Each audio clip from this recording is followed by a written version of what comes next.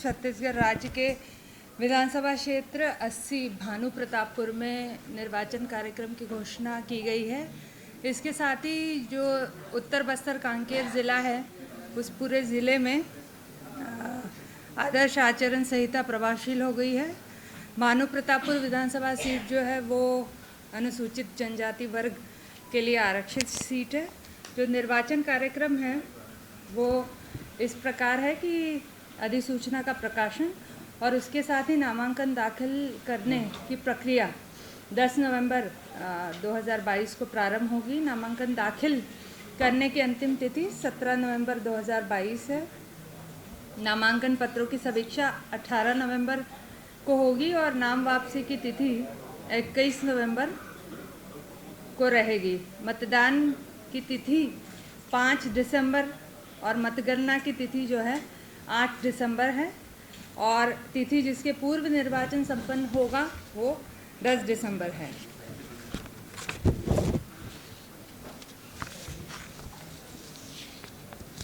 विधानसभा भानु प्रतापपुर में कुल 256 मतदान केंद्र हैं। 2018 में भी 256 मतदान केंद्र ही थे। 1500 मतदाताओं की संख्या के अनुरूप ये मतदान केंद्र बनाए गए हैं। कुल 243 पोलिंग स्टेशन लोकेशन है। इसमें से 15 शहरी क्षेत्र है और 228 जो है वो ग्रामीण क्षेत्र में है। जहाँ तक कोरोना गाइडलाइंस का सवाल है तो जो अद्यतन निर्देश है वो लागू रहेंगे। इसमें मुख्य रूप से जो कोरोना संक्रमित मतदाता है उनके लिए अंतिम घंटा जो है मतदान का वो आरक्षित रहेगा। इसके अलावा उनको डाक पत्र के माध्यम से भी वितरण की सुविधा उपलब्ध रहेगी। इनके अलावा जो दिव्यांगजन मतदाता है और 80 वर्ष से अधिक उम्र के मतदाता है उनको भी डाक मतपत्र से मतदान की सुविधा उपलब्ध रहेगी। निर्वाचक नामावली का सतत अद्यतनीकरण कार्यक्रम वर्तमान में पूरे राज्य में चल रहा है जैसे कि आप जानते हैं और 9 नवंबर को इसका अंतिम प्रकाशन होना है।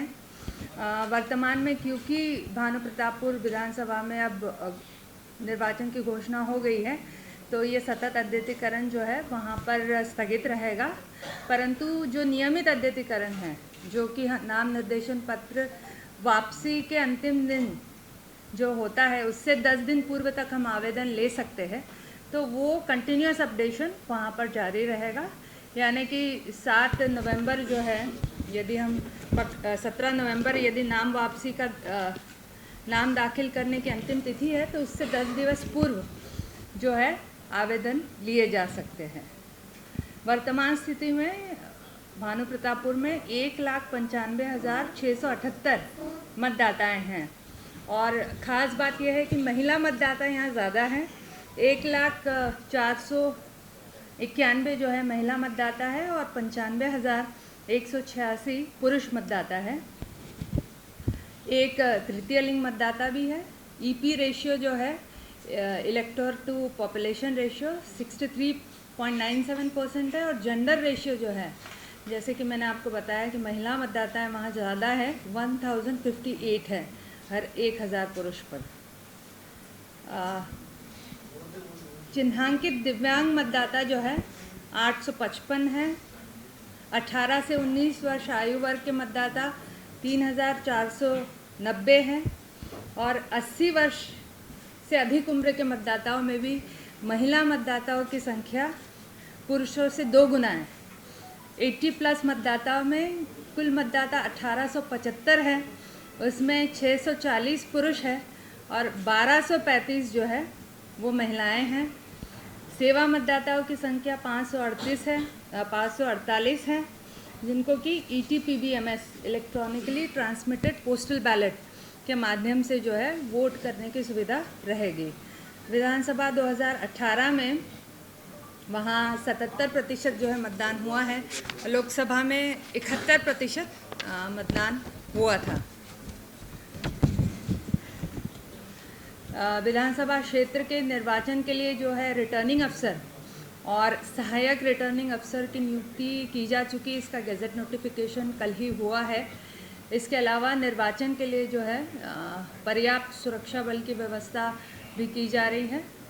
अभ्यर्थियों को ऑनलाइन नॉमिनेशन फाइल करने की भी सुविधा इस बार रहेगी। उसके साथ एफिडेविट और सिक्योरिटी डिपॉजिट भी ऑनलाइन वो जमा कर सकते हैं। क्योंकि ये अनुसूचित जनजाति वर्ग के लिए आरक्षित है विधानसभा, तो वहाँ पर जो जमानत राशि है वो 5,000 रुपये होगी। और नाम निर्देशन पत्र प्रस्तुत करने हेतु अभ्यर्थियों के साथ केवल 4 व्यक्ति रिटर्निंग अफसर के कक्ष में प्रवेश कर सकते हैं और नाम निर्देशन के उपयोग में अधिकतम 3 वाहन केवल लेकर आ सकते हैं। विधानसभा क्षेत्र में मतदाताओं में जागरूकता के लिए हमारा स्वीप कार्यक्रम तो संचालित है ही, इलेक्ट्रॉनिक और प्रिंट मीडिया से भी हमारा अनुरोध रहेगा कि मतदाताओं को जागरूक करने में आप आयोग का अवश्य सहयोग करें। डोर टू डोर प्रचार, रोड शो और रैली के दौरान कोरोना गाइडलाइन का पालन करना होगा। मान्यता प्राप्त राजनीतिक दलों के लिए स्टार प्रचारकों की जो अनुमति लेनी है वो अनुमति 7 दिवस के भीतर अधिसूचना प्रकाशन के प्राप्त कर लेंगे और रात्रि 10 से सुबह 6 बजे तक किसी भी प्रकार का प्रचार प्रसार पर प्रतिबंध रहेगा। रात्रि 10 से सुबह 6 बजे तक सभी तरह की सभाएं जो हैं वो जिला निर्वाचन अधिकारी के पूर्व अनुमति से ही करनी होगी और इसमें सभी सभाओं में कोरोना गाइडलाइंस का पालन किया जाना सुनिश्चित करना होगा। जहाँ तक आदर्श आचरण संहिता का सवाल है, निर्वाचन कार्यक्रम की घोषणा के पश्चात शासन के सभी विभागों और जनप्रतिनिधियों से आचार संहिता का पालन सुनिश्चित करने का अनुरोध किया जाता है। इस संबंध में किसी भी प्रकार की शिकायत मिलने पर उसे गंभीरता से लिया जाएगा।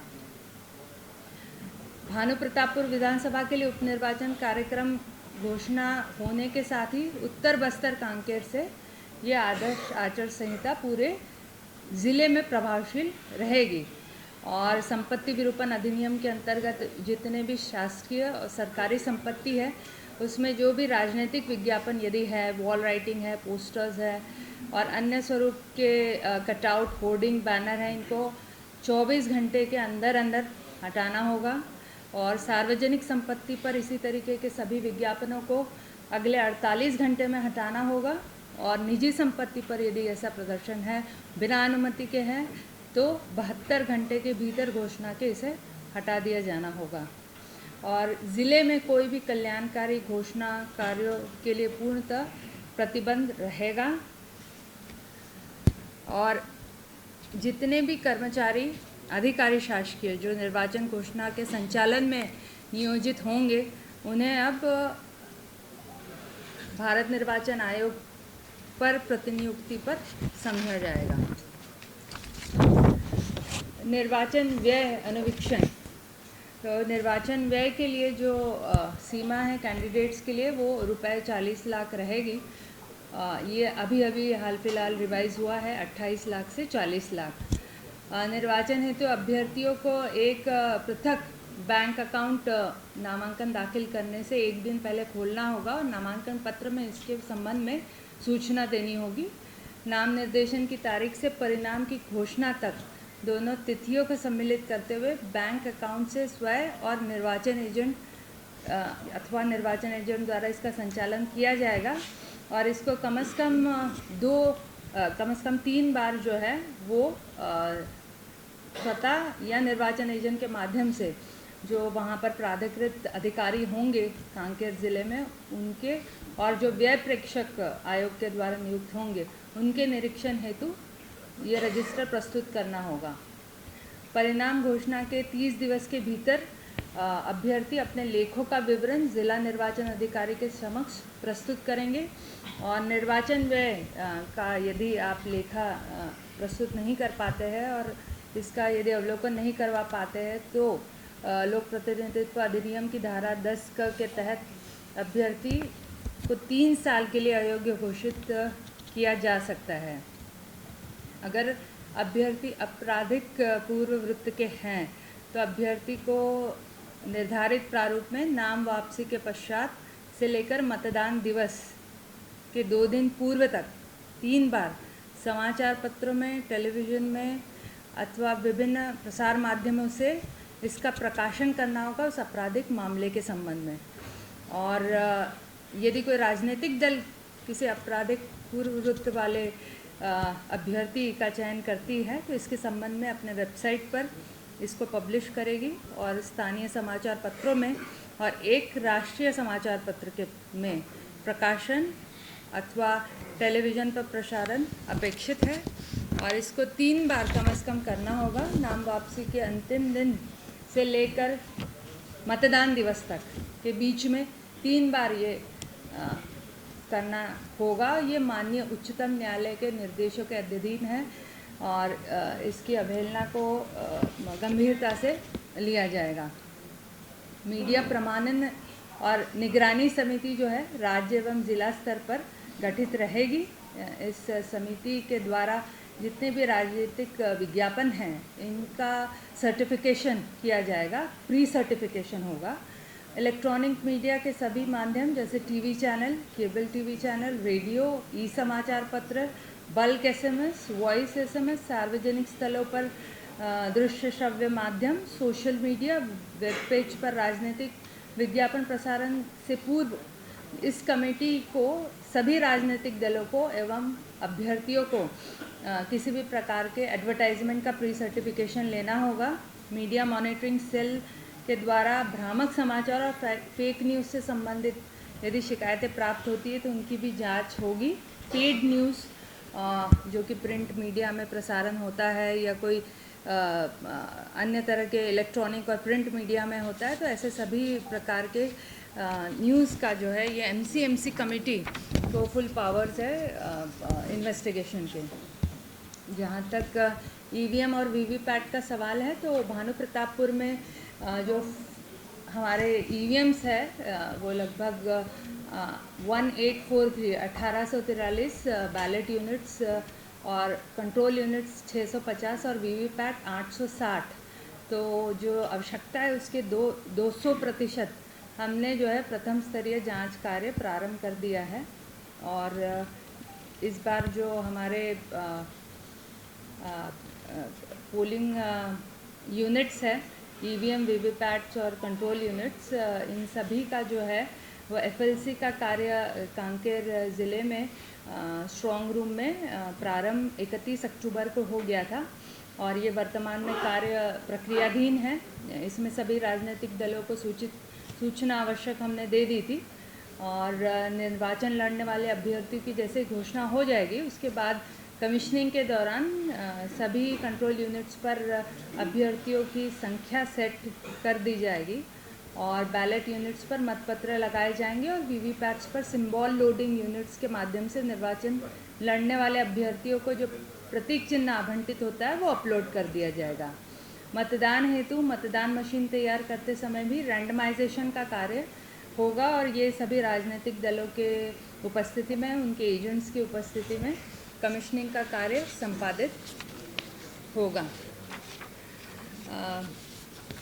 चुनाव में पारदर्शिता और निष्पक्षता सुनिश्चित करने के लिए विभिन्न प्रकार के आईटी एप्लीकेशंस का उपयोग आयोग के द्वारा किया जाता रहा है। सबसे पहले तो सी विजिल है जो कि आचार संहिता से उल्लंघन से संबंधित मामले हैं उनको जो नागरिक है वो सहभागिता बढ़ाने और शिकायत के त्वरित निराकरण के लिए फ़ोटोग्राफ्स और छोटे वीडियोज़ या ऑडियो क्लिप्स इनको सीधे अपलोड करके इस एप्लीकेशन का उपयोग कर सकते हैं। इसमें 2 मिनट के वीडियोज़ या ऑडियो क्लिप्स आप सी विजिल ऐप पर अपलोड करने पर शिकायतों की जांच 100 मिनट के भीतर विदिन 100 मिनट्स रिस्पांस देने के लिए आयोग बाध्य है। इसके बारे में हम अवश्य चाहेंगे कि अधिक से अधिक जनता में इसका प्रचार हो और उपयोग भी हो। जहाँ तक नवीन एप्लीकेशंस के माध्यम से नामांकन फॉर्म भरना है और कैंडिडेट्स का ऑनलाइन आवेदन दर्ज करना है। ऑनलाइन कैंडिडेट्स यदि कोई भी आम सभा है उसके लिए ग्राउंड आरक्षित करना चाहते हैं, विभिन्न व्हीकल्स के परमिशन लेना चाहते हैं तो वो सुविधा ऐप का उपयोग कर सकते हैं। एक और ऐप है नो योर कैंडिडेट ऐप इसके माध्यम से जो एफिडेविट अपने आपराधिक पूर्ववृत्ति के बारे में, चल अचल संपत्ति के बारे में कैंडिडेट्स फाइल करते हैं, तो KYC know your candidate app के माध्यम से सभी मतदाता अपने कैंडिडेट के बारे में जानकारी पा सकते हैं। जैसे ही नाम निर्देशन पत्र दाखिल कर देते हैं तो उसके साथ जो एफिडेविट संलग्न है उसको अपलोड हम कर देते हैं इस KYC ऐप में। इसके अलावा वोटर हेल्पलाइन ऐप और NVSP पोर्टल है, जहां पर आप मतदाता के रूप में यदि जुड़ना चाहते हैं, नाम जोड़ना चाहते हैं अपना, तो आप ऑनलाइन इन ऐप्स का उपयोग कर सकते हैं।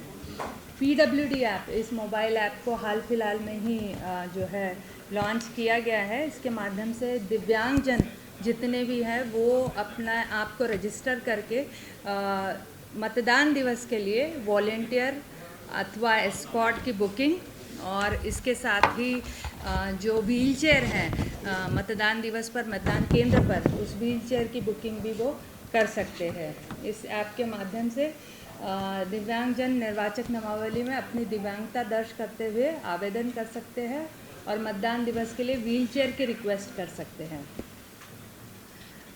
इसके अलावा कोरोना महामारी को ध्यान में रखते हुए इस बार भी ज़िला स्तर पर और विधानसभा क्षेत्र के स्तर पर एक हेल्थ नोडल अफसर की भी नियुक्ति कर दी जाएगी।